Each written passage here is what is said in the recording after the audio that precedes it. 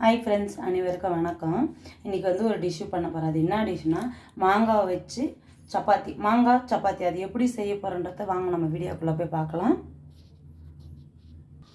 இப்போ வந்து நான் மாங்காவை வந்து பாதியாக கட் பண்ணிவிட்டேன். பைக்கில் காயாக இருக்குது. இது வந்து நம்ம தோலை எடுக்கணும். இந்த அளவுக்கு வந்து தோல் எவ்வளோ இதுவரை எடுக்க முடியுமோ அவ்வளோ தோலை எடுத்துடலாம். தோல் எடுத்துகிட்டு நம்ம பீட்ரூட் துருவத்தில் வந்து துருவிக்கலாம். இதை நம்ம வந்து மாங்காய் தோல் எடுத்துட்டோம். இப்போ வந்து நம்ம துருவிக்கலாம். நம்ம வந்து மாங்காய் துருவிட்டோம். நம்ம காயாக இருந்தாலும் எடுக்கலாம், லைட்டாக கொஞ்சம் பயமாக இருந்தாலும் பரவாயில்ல. நாங்கள் வந்து ஒரு மீடியம் சைஸ்க்கு எடுத்துருக்கிறது.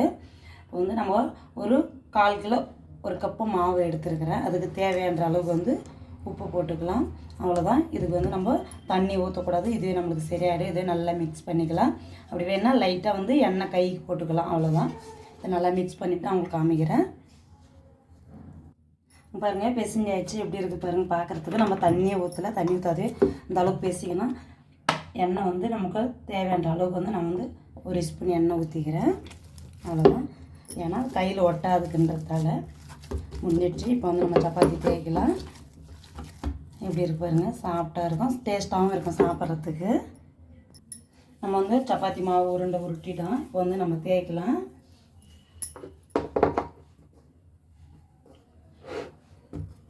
அதுதான் இப்போ நம்ம தேய்க்கலாம்.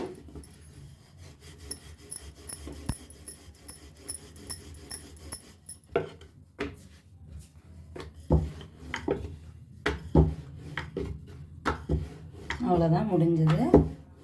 நம்ம சுடலாம் ஆயிடுச்சு.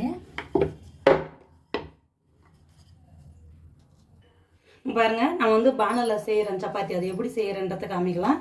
நான் வந்து எண்ணெய் லைட்டாக தடவிக்கிறேன். ஜாஸ்தி எண்ணெய் இல்லை, அவ்வளோதான். சும்மா லைட்டாக தடவினா போதும். தடவியாச்சு. இப்போ நான் சப்பாத்தி போடுறேன். பார்க்குறதுக்கு எப்படி இருக்குது பாருங்கள். நான்ஸ்டிக்கு தான் அதுலேயும் பண்ணலாம், நம்ம இதுலேயும் பண்ணலாம். இதில் வந்து நாங்கள் ஜாஸ்தி பண்ணுவோம், அதால் இதில் பண்ணுறோம். பாருங்கள், இப்போ நம்ம திருப்பி போடலாம். நல்லா வரும். இதில் பார்க்கலாம் எப்படி இருக்குதுன்றது. பாருங்கள் எப்படி இருக்குது பார்க்குறதுக்கு. நல்லா பூரி மாதிரி உப்புதுன்னா அவ்வளோதான். இது வந்து நம்ம இப்படி மடித்து போட்டு எடுத்துக்கலாம்.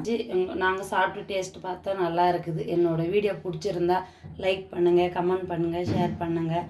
நெக்ஸ்ட் வீடியோக்கு சந்திக்கலாம். பாய் பாய்.